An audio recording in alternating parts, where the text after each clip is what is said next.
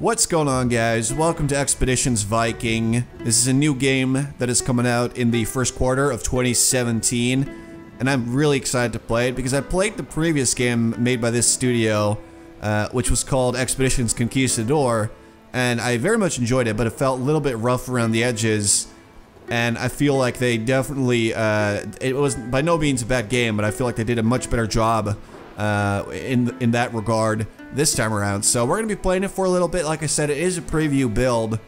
Wait, did I say that? I don't think I said that, but they gave me the opportunity to play a preview build. A bunch of stuff is still missing from the game, and there's still, you know, some issues with it.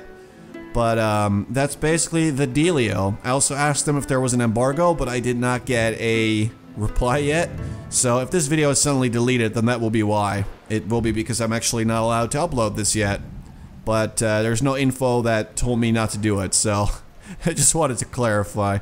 Anyway, we're going to start a new game.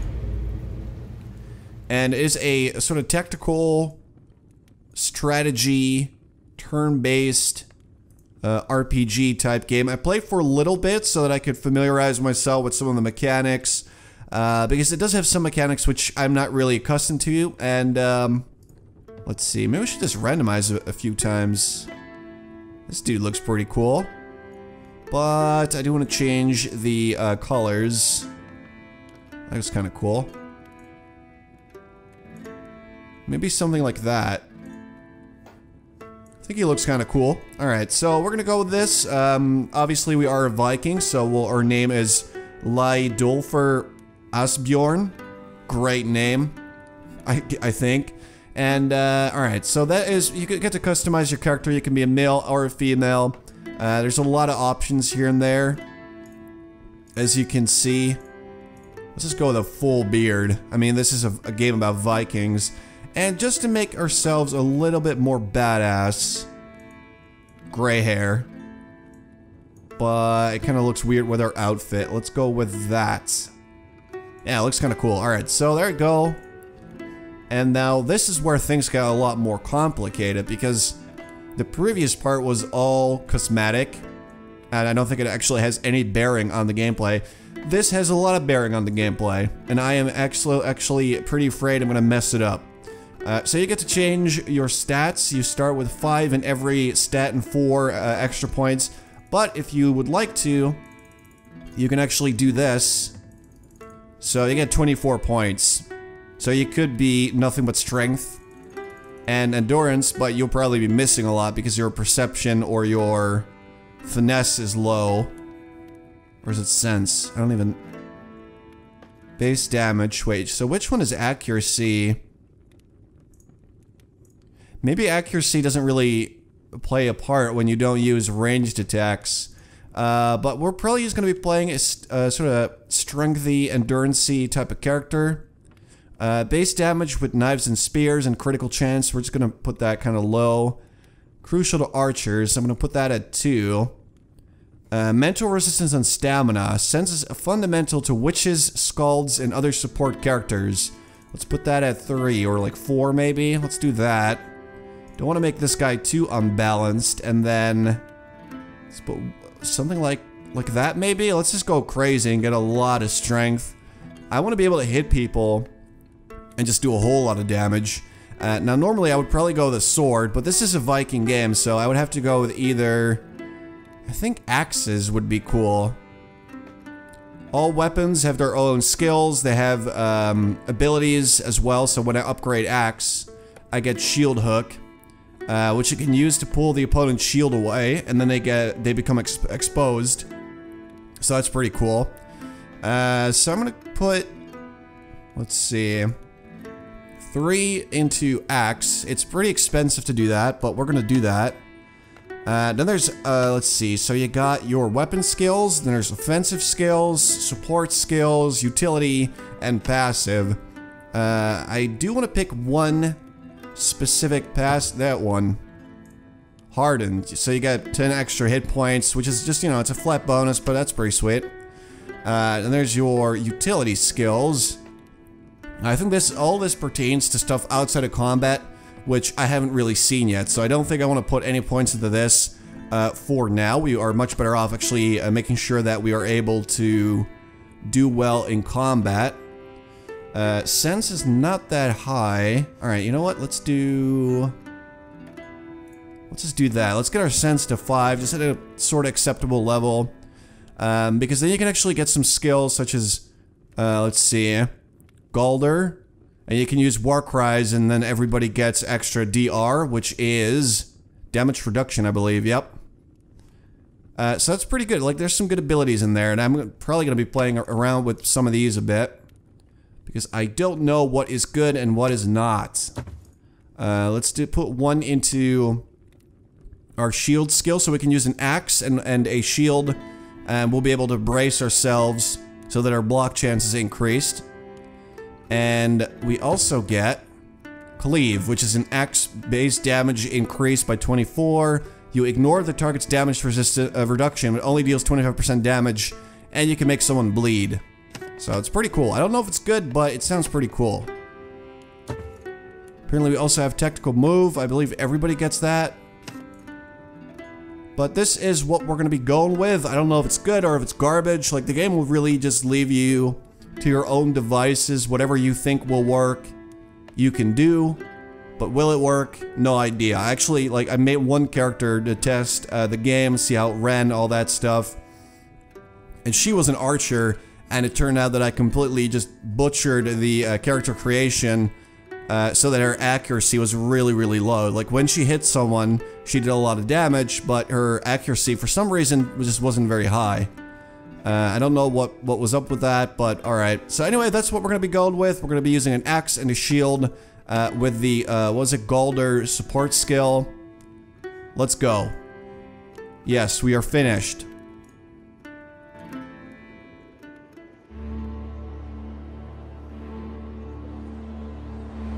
Your father was a great warrior and a good husband, but he was not a strong chieftain to his clan. As he travels to join his brothers in the halls of Valhalla, you must take his place.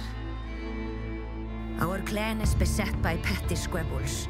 Some amongst our people would contest your claim to leadership, as they sought discord our neighbors' plot against us.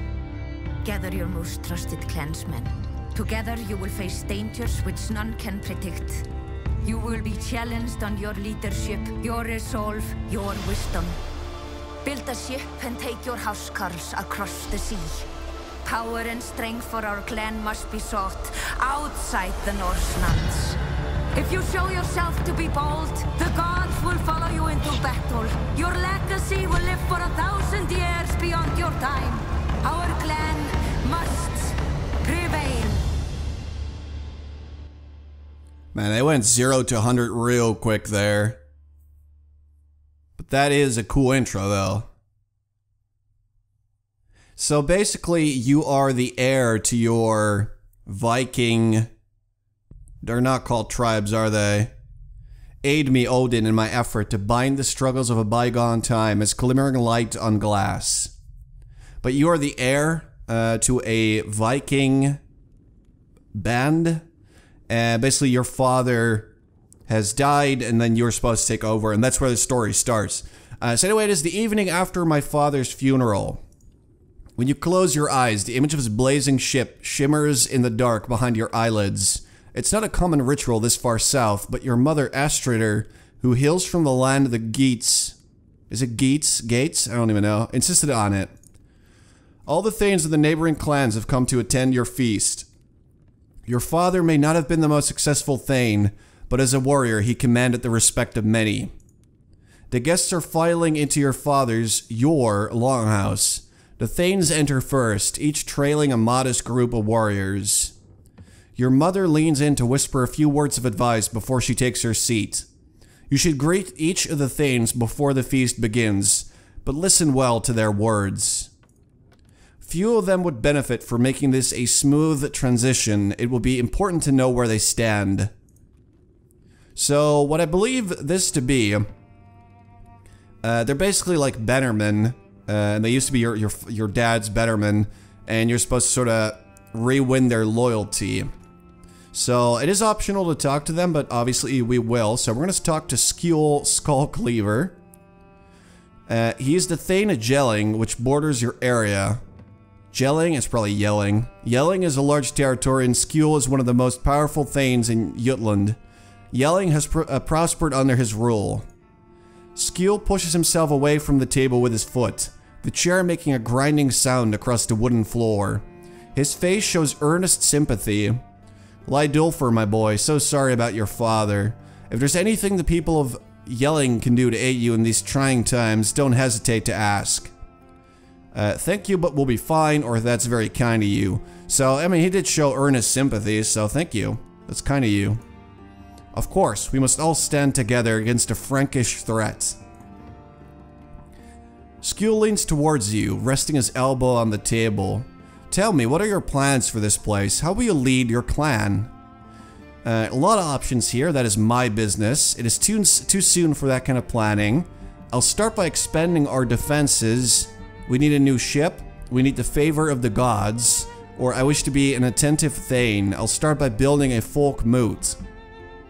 So, you gotta make a choice, I suppose, between what you would normally actually believe and what this guy wants to hear. All he really talked about was standing together against a Frankish threat. So either we would have to expand our defenses or building a folk moot and making sure that everyone is on the same page. So I'm gonna go with the defenses, I think. Okay, you really are Asbjorn's son, aren't you? Just take care not to lose touch of your people's needs and your eagerness to defend them. He lets out a deep sigh and leans back into his seat. I'm sure you know I fought with your father many years ago. We were very much of a similar inclination, he and I. That man had a real taste for battle, not like his brothers. Mark my words, true bonds are forged in battle, not bound in blood. He came to me for advice before he mounted his last journey, on account of my ties to Kaupang. I don't know what that is, Kaupang, Kaupang. I should have warned him better about what he was getting himself into. Let's see. What does that have to do with it? He knew what he was getting into, but he went anyway, or he should have stayed here and minded his clan. I don't know what that is, so I'd like to know more about Kaupang.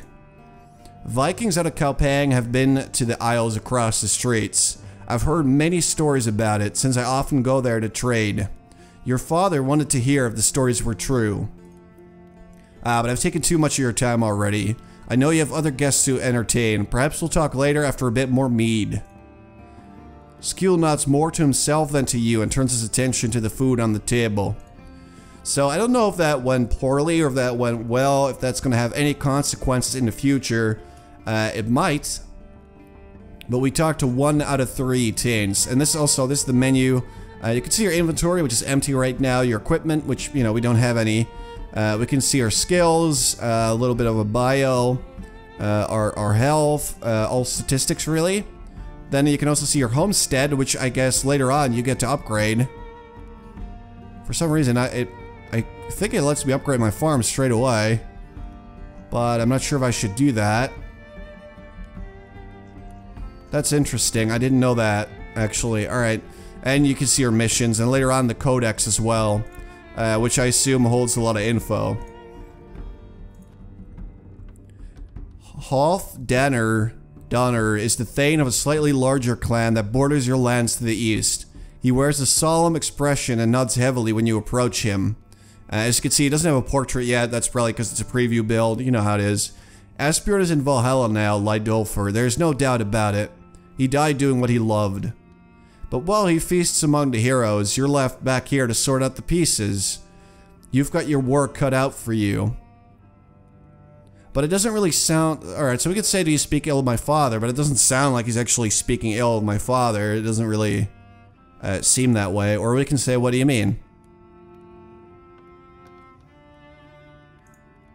Your father managed to make quite a few enemies in his time, most of them among his own clan. If you'll permit me to be honest, he never paid one speck of attention to the wishes or needs of his people. Surely you're not expecting your claim to leadership to go uncontested. I am the rightful thane. If anyone thinks otherwise, we'll sort it out the traditional way. No one is more suited to lead than I. I'll win him over, or I know many disagree and it'll be a difficult transition. But we gotta be strong and a strong leader, so I'm gonna go with option 1. Good. Worse problems than this have been solved with the tip of a spear or the edge of a blade. May the gods favor you if it comes to that. He empties his mug of mead in a single gulp, then slams the mug onto the table and calls to a thrall for a refill. Alright, so I think that was a good little talk right there. And we also, what's kind of cool is that we get a better picture of who our dad was, even though in the game you never actually meet your father or know anything about him. Through the backstory and the way other people talk about him, you actually find out what kind of leader he was. Alright. Ragnhildur the White is the most influential of your guests. As the vassal of King Sigurdur Herring, she is the current ruler of Denmark. She has come from the trade hub of Ribe to the south, where she presides as Jarl. She nods politely as you approach her seat.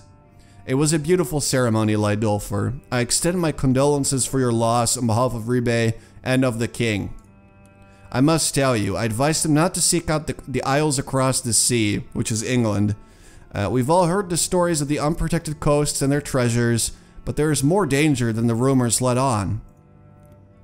I'm not surprised they claimed his life, but I'm glad at least he died with a sword in his hand.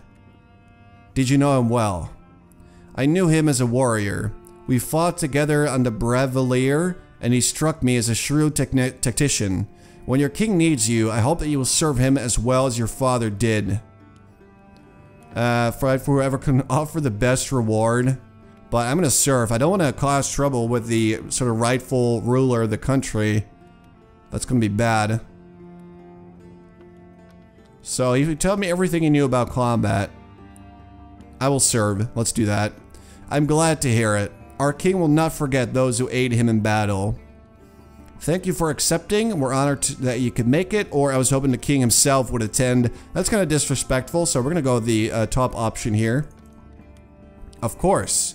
Your father's sword will be missed in our struggles against the Franks. The old shield maiden smiles. She gracefully slides back down into her seat, whereupon she spears a large piece of chicken with her knife and dumps it onto her plate. Alright, so we talked to all of the Thanes. I think we did pretty well. Now let us begin the feast. Following the initial meet and greet, everyone toasts to your father and digs into the meal. Food covers every inch of the table, and the freshly brewed mead seems to flow endlessly. You're listening to Nefja's usual complaints about her mother when Ketil perks up and slips discreetly out of the longhouse. Outside, some piece of pottery crashes against the ground and men begin to shout. In short order, the door flies open and the doorway is filled by Otar Erlingrussen, okay, sword in hand. Outside, you see his brother standing over the prone form of Ketil. Otar looks around the room with disgust. What a splendid feast for such a shit Thane. Otar gazes upon you, or gaze stops on you. He raises his sword to point at you accusingly. Lydolfr, your family had its chance to earn our respect and you wasted it. Come outside and defend your honor or we will burn this hall to the ground. Nefja jumps to her feet, already holding her knife. Her voice seethes with disgust. Otar, you miserable drunkard, how dare you attack your Thane's honor during his own feast? Your family will pay for this. Otar has turned his back on you and is already walking back outside. All the other guests turn their gaze to you in anticipation. Your mother leans in to whisper in your ear. You have to handle this. If the other Thanes think we're too weak to deal with such a blow against her family's honor. This will not stand. Nefja, are you with me? Or Nefja, stay here. I'll handle these nithings. We could use some backup, I'm sure. A shadow sets across Nefja's face. By the gods, he's going to make us kill him this time, isn't he? Well, we got a mission. We're supposed to retrieve our weapons from the wreck by the door. So we got an axe because the game, I guess, sees that that is our primary skill. And then also we get a nice little shield. So what we're going to do is go to our inventory and equip our axe and our shield. And we also get an old bow. We don't actually have any skills that will allow us to use that very well. But it is what it is. At least we get it for free. And let's go. Remember to equip your weapons. We already did. No need to remind me, game. So here we go. This is going to be our first battle in the game. So early on. During a feast. My own feast? How dare they disrespect me? Unbelievable. We're going to have to put them down. Most of the guests follow you outside and form a half circle behind you. You're dimly aware of the other Thanes muttering among themselves. Nephew runs over to Kettle to help him back on his feet. A streak of blood runs from his hair down his cheek, but it looks like he can still fight. 4 against 1? This is what the sons of Erlinger Torgis consider a fair fight? Otar's brother Tosti, what? Sneers. He sounds drunk. Shut your mouth, woman. He started it. Will you be alright, Kettle? The hunter wipes mud out of his eye. It's nothing. Tosti hits like a little girl. In fact, no, I'm certain Nephew could do far more damage when she was little. You sniveling little shit. Come over here and say that again. So we can say, you snakes, you will die for this. If you crave a fight so much, there are proper ways to handle this. Or does your father know you're here destroying his name? I mean, they will die for this. They disrespected me. They have to go. Otar shifts his weight restlessly as he regards the Thanes assembled behind you. You're outnumbered, Lydolfer, unless you want to crawl to the other Thanes for help. Sliver steps forward and draws his weapon. You've gone too far, Otar. There is no honor in this. I must take Lydolfer's side here. For a moment, confusion mixes with fright in Otar's eyes, but he quickly composes himself. Fine, we'll kill you all. Then I'll be Thane. And there we go. That is the beginning of combat. As you can see, it starts a little grid type situation. And you can switch your characters at will. And you can move anything within the green range and still attack, or you can move anything in the yellow range, but then you don't get to attack or use any type of action. So we're going to move right next to, let's say, this is their warrior. This one's actually trained. This one is a scout. He's actually a lot weaker. They have a hunter and a healer. We're going to have to get rid of that healer as well. But first of all, let's move next to their more experienced warrior. He doesn't have a shield, so a shield hook won't actually do anything. We could actually use cleave, though, and make him bleed. It's not going to do a lot of damage, but he's going to be bleeding over time, and that will be quite helpful. So we'll do that. Boom. So a little bit of damage, a bit, or actually a lot less than what we would normally do, but he's bleeding now. And also, I believe that his physical resistance should be down. Alright, so we're going to switch to Nefya. She uses a spear, and so she can actually attack from 2 tiles away. And she also has access to Signal Arrow, if she has a bow equipped, so that she can spot enemies, and accuracy against these enemies will be increased. Or she can stun enemies. So what we're going to do is, let's see, that's a lot of damage. Let's have S-Slifer, who's one of my guys. He's a Bannerman. He's actually quite strong. He's got a shield. He's sort of a tanky guy. Run up to this scout and hit him. Boom. That's a lot of damage right there. That's almost half of his health. Kettle's an archer. He's a hunter. So what we should probably do is keep him a little bit further away from the combat, or as far as he can at least, and just shoot at the enemy. So there's 2 things we could do. We could try to injure both Otar and Tosti, the scout. But if we actually kill one of them, then that's going to take 1 extra attack out of the equation, and that seems quite good. Also, that's going to stop the healer from actually healing this guy. It may seem like a waste of an attack, because he's only got 2 health remaining, and we're going to do a lot more damage than that.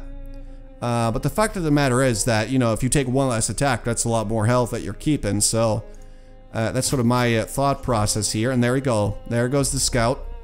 Now, we could still move around a bit if we would like to, but we're actually going to stay right where we are. Although, I want to move our Betterman guy. And I'm going to block the path. Okay, that was a mistake. Should have moved here. If you try to move past an enemy, they'll actually attack you. That's something to take into account. So this way, we're protecting our hunter. And we're good. He is injured, by the way. So his sense is a bit lower. Because he was knocked out earlier. I believe that that will heal over time, though.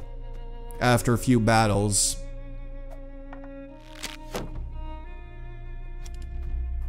Alright, very good. So, our guy actually blocked the arrow with a shield. That's really good. And first things first, this healer could be trouble. Seeing as obviously they heal the enemies. So you basically want to get rid of that guy as soon as you can. At the same time, we cannot actually reach their hunter because of their warrior being in the way. If we try to move past him, we're going to be attacked.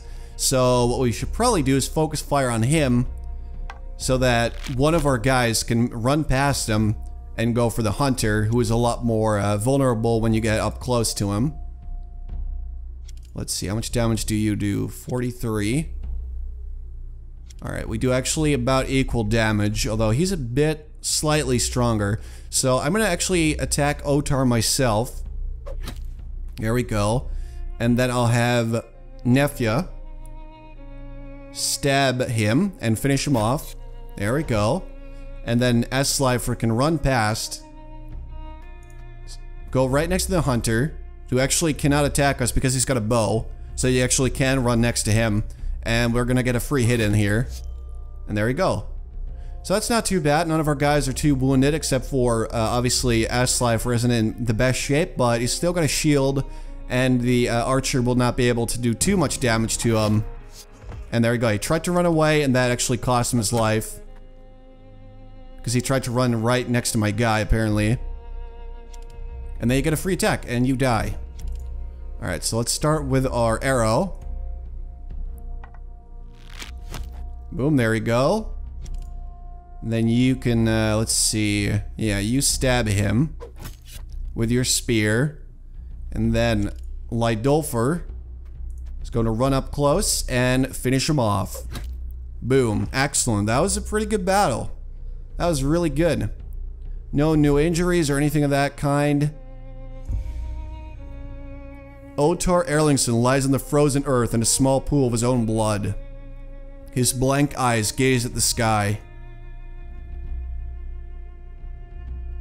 The only brother who made it through alive is slowly getting to his feet. He looks at his dead brothers with distant shock in his eyes. Nefja regards the aftermath of the fight with a mixture of disdain and sadness. What do we do with him? So we can execute him, or we can let him go for now. It's kind of, you know, what kind of ruler do you want to be? Do you want to be merciful? Do you want to be a strong ruler? In this situation, however, we're supposed to really show the other things what kind of ruler we're going to be. So I'm going to execute him.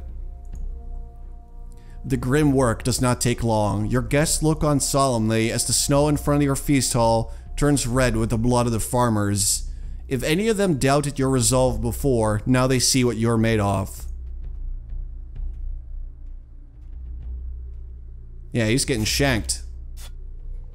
There we go. No survivors. As Sliver steps forward, he looks not the least bit tired from the fight.